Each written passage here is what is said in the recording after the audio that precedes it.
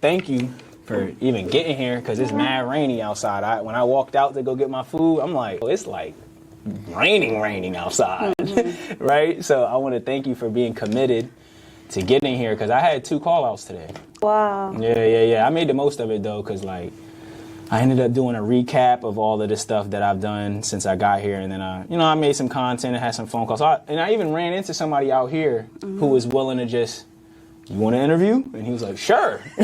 And so shouts out to Stonesy, because he made the most of my time. So that's why I said I really want to thank you for just being committed and making the effort to show up, because that's where it really all starts. That's how we can really make a transformative moment.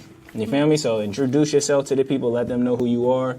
And then that way I can, get up in your business. Hi guys, I'm Natasha. My last name is Fauntleroy. My middle name is Linnell. Hello. John, so what do you have here for us today? We could start off with what you've built, what you've created. Tell us a little bit about each of the literatures that you have here, some of the inspiration. Okay, so first book, The Journey to Self-Love Part 1. The Journey to Self-Love Part 1. I published it 2 years ago. It's my journey of healing, self-reflection, getting back to God, basically, because like my life was a mess and I was living in it and I didn't know it. I just felt like I was just giving and wasn't getting anything back. And something had to change. Like it was me. Like I'm nobody's victim. So I'm never going to say, like, oh, they did this. But okay.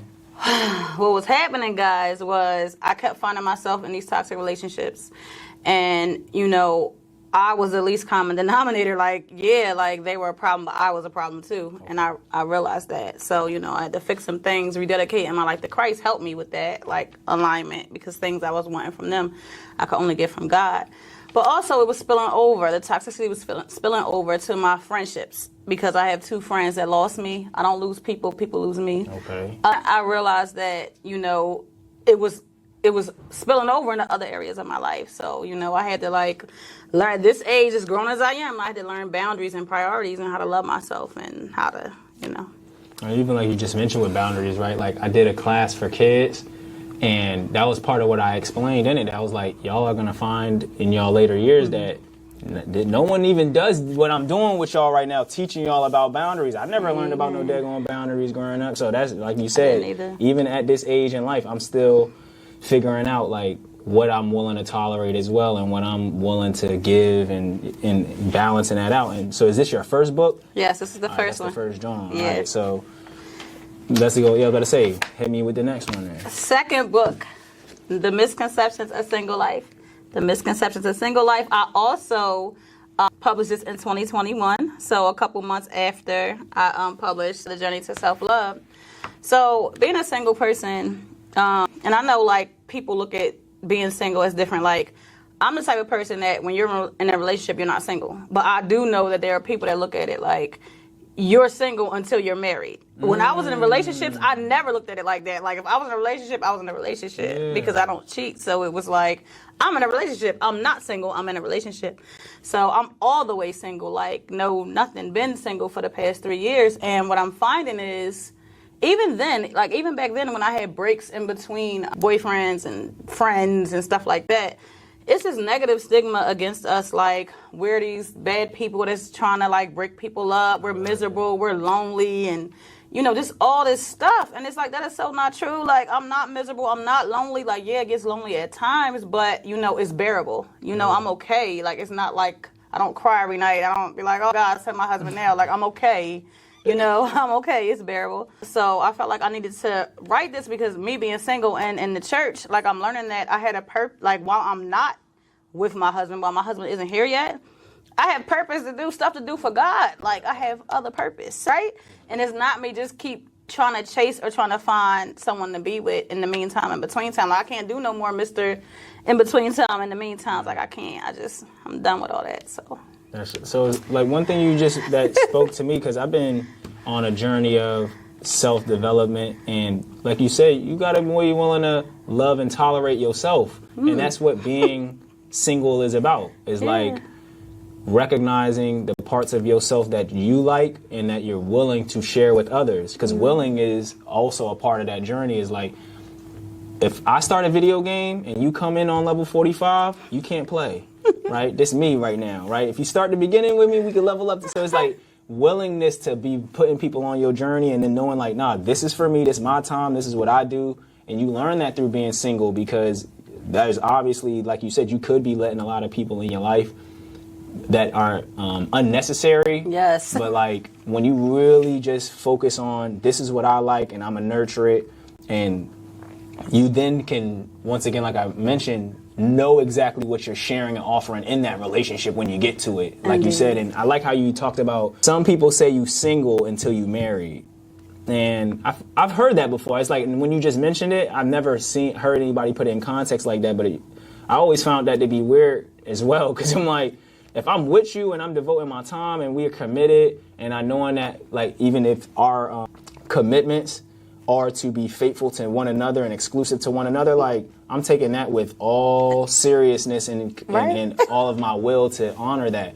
And even the state and the government is like, if y'all together for 7 years paying bills, y'all married. They don't. Even the state don't know what y'all talking about. Like, we on the same page. Of, like, law. if we still together, valid, common law. Yeah, if we together, we together, and that's something that should be honored. So I really appreciate you building this guide, because number one, I've never seen anybody fully dive into that. Not to mention, you know, shouts out to anybody who did, but I ain't never seen it. Right? It ain't made it on my radar. So that was very unique and like outstanding from all of the things, because that's really part of what intrigued me to have a conversation with you when I seen you at the place. It's like I seen your works, but then when you showed me that one, I'm like, that's different. Like, this intellectually is something that's going to stand you apart from everybody else who write literature. So tell me about the last book too. You know what I mean? So this is Thoughts of an Old Soul Part 1. I finished it and published it this year, 2023. This is book number 3.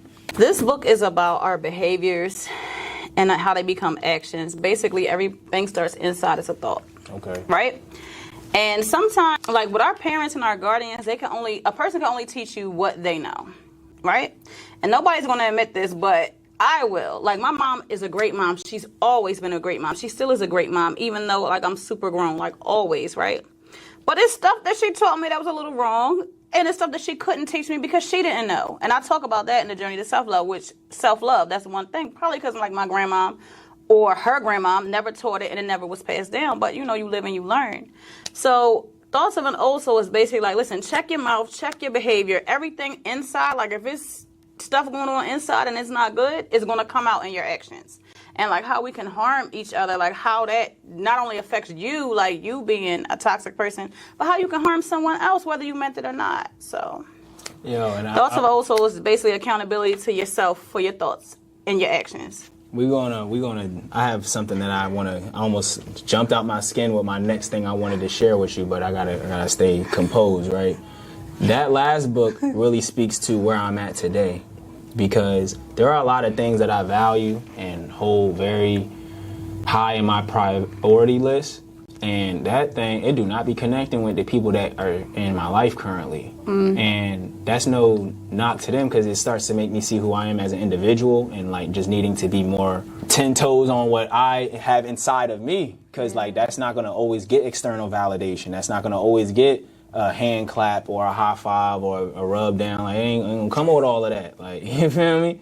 So I've been learning, like, in this chapter of my life, like, to honor what's truly in my mind, what wants to come out of my mouth, you know, all of those elements that you mentioned, because I used to have a bad problem of, like, if ain't nobody rocking with me, I'll do what people pleasing. That's what I learned it was called. I'm a big on people pleasing, and I was like, I didn't notice that until the term came out. And then, like, astrology started coming together, and then somebody's like, your chart. So then one day I looked at my chart, and it was like I had a placement in Pisces directed to one particular planet, and it literally said in there, it was like, you're a pushover for the people that you like and love. Like, you want to stand for certain things, but if it's somebody that you deeply care about and love and like, you'll compromise it so that you can get, and that's a bad tendency that you have. So I was like, oh, this is inherent, this is my behavior, this is my environment, this is in the stars. Like, I need to take more responsibility of this, like, because it's not going to stop. Leaves you vulnerable, especially when somebody knows it. Like, when people, you know what I find interesting is people don't think, like, you think that an enemy, like, okay, when you think of somebody like an enemy, you know that they're going to hurt you. Why? Because they're your enemy. So that's what enemies do. Like, they try to hurt you. But it hurts. The reason it hurts so bad when our friends and our family hurt us is because we love them. So they have access to hurt us. Like, because they're on the level that they're on in our lives, like in our heart, it's like they have that level, like, to I'm not hurt putting us. no defense up to it or nothing. When that thing come through, it comes all the way through. So it's like because like I always hear people say, it's your own, it's always hurting you, it's your own. It's like, because how we feel about them, they have that access. Yeah. So it's like it comes with the territory. And you literally, okay, so now I'm about to unpack it, right? Because the other day I told somebody that I was going to interview you, right? And I was telling them about how inspiring your work was and how I wanted to create a platform for it. And I got in an argument, bro. Yeah, that shit got me in an argument, bro. Like, for me? Nah, you know what I'm saying? Like, I'm sitting there, because I'm like telling them how empowering this work is.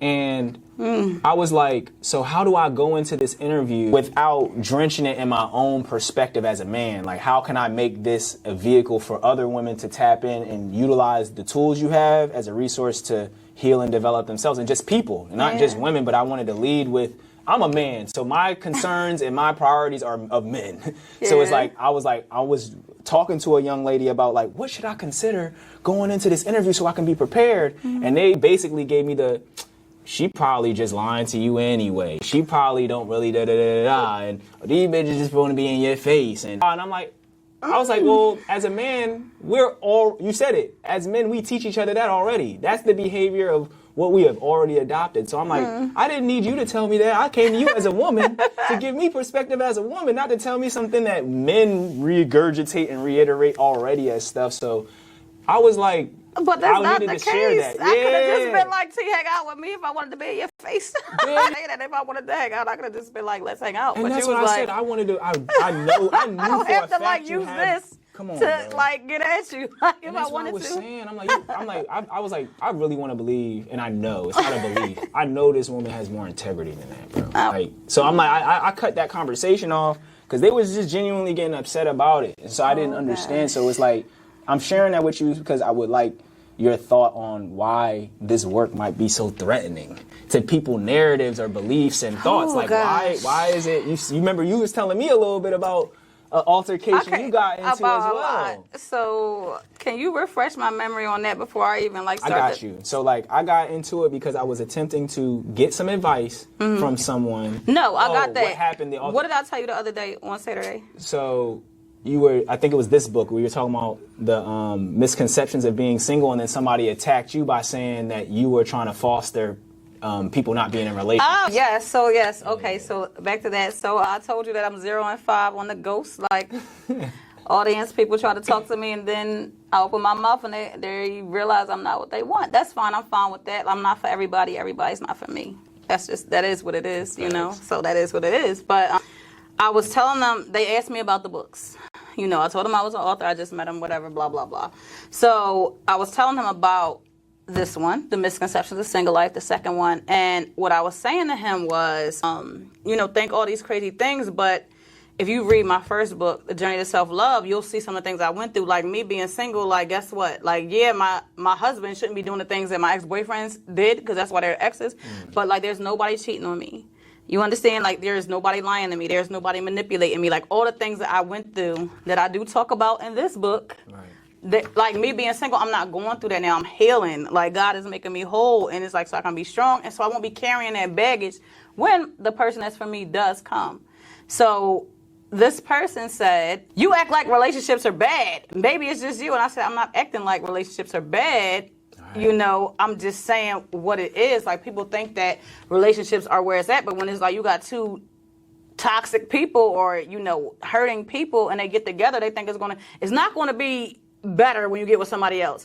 Like, y'all might, have great sex, or y'all might, you might be vulnerable and share, like, the shared trauma and all that. But it's like when all that is always sweet in the beginning, and I don't mean to sound like mean or bitter or whatever right now, but it's always sweet in the beginning. But after all that's going, like after the sex is gone, after the shared moments over the trauma is gone, after all that getting high, whatever, after all that is gone, you're dealing with that trauma again. Yes, and you're dealing with whatever whoever's doing to each other, and like how that's adding to what was already a mess. Yeah. Because we be a mess, and we don't want to admit that. Right. So, as me and him were talking, we started talking about some celebrities and their situation, and he was talking about this celebrity, and I think they rap or sing or whatever they do. This celebrity couple that's not together, but this person is pregnant, and he was like, "See, he don't want to be with her. She should have just had an abortion and blah, blah, blah." And I'm like, well, this is the type of relationships that I'm talking about. Like, you over here trying to tell me that I'm acting like our relationships is bad, and I'm not. I'm like, publicly, like, they're going through it, and it's all this craziness with this couple, this celebrity couple, and you over here telling me that. So, yes.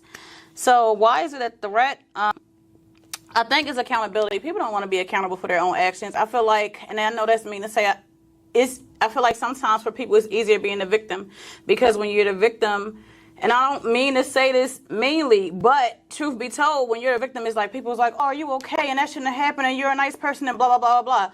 I had to ask myself, why do I keep getting in these same situations? You ask yourself, how and why are you keep getting in these same situations? It can't be everybody else and not you. Yeah. And even though, as I wrote in Thoughts of an Old Soul, I know that I was the least common denominator in I got 5 ex-boyfriends, so all those relationships, it was me. Like, yeah, but they were a mess too. Trust that, and you can read about them all in here. So they was a mess. It wasn't just me. Like, they were a mess too. So I think it's a threat because people don't want to own their stuff. Accountability. They don't want to take accountability. They want to blame it on somebody else. So they don't. They don't want to. I mean, they say the truth hurts. So if it's truth, I mean, just deal with it. You'll heal through it, and you'll be okay. Like, you'll be stronger. You'll be better. Like, grow through. That's what I feel like I'm doing, growing through. You rapping right now because that is actually a very good observation.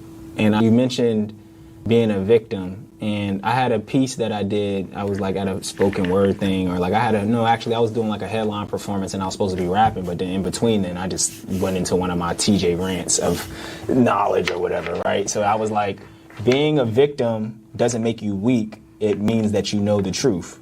And so what you just said about being a victim was powerful as well, because people have seen there's a victim bandwagon, right? You know that you're gonna get, it's like when you go to your mom with the tears in your eyes and she gonna nurture you because she sees something wrong with you. Indeed. So it's like people do take advantage of that, and I ain't gonna lie, I used to be, because I'm triumphant and I go through all my challenges with integrity and dignity. I used to be jealous, plainly, right? And I don't think jealousy is the most accurate word, but I know that that's something that people can, they know what that word is, right? So I think I felt like I was a little jealous of people who was always getting gratified and validated, more importantly, as a victim.